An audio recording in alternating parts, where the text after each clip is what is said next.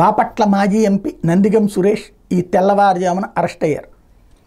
హైదరాబాద్లో అరెస్ట్ అయ్యారు. అక్కడ ఉన్నటువంటి ఒక గెస్ట్ హౌస్లో ఉండగా అరెస్ట్ చేసింది పోలీస్ డిపార్ట్మెంట్. గుంటూరు నుంచి వెళ్ళి మరి అరెస్ట్ చేసి తీసుకొచ్చారు.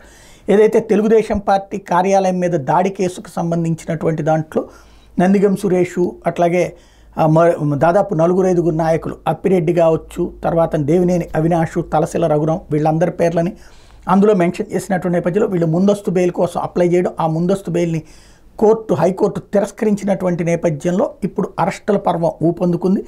అందులో తొలి పెద్ద అరెస్టు నందిగం సురేష్ అయితే, మరొక వైపున ఏదైతే ఇప్పుడు వరద ప్రభావిత ప్రాంతాల్లో ఉన్నటువంటి ఒక నాయకుడిని కూడా అరెస్ట్ చేశారన్నటువంటి మాట వినబడుతుంది. YSR Congress party deputy mayor భర్తను కూడా అరెస్ట్ చేశారన్నటువంటిది.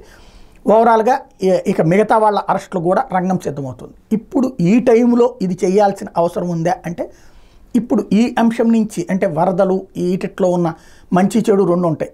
ఇప్పుడు నెగిటివ్ నుంచి టాక్ డైవర్ట్ అవ్వాలంటే వైఎస్ఆర్ కాంగ్రెస్ పార్టీ వాళ్ళకి ఇప్పుడు ఈ కొత్త టాపిక్, ఇప్పుడు తమ నాయకుల్ని అక్రమంగా అరెస్ట్ అంటూ అటువైపుకి డైవర్ట్ అవ్వాలి.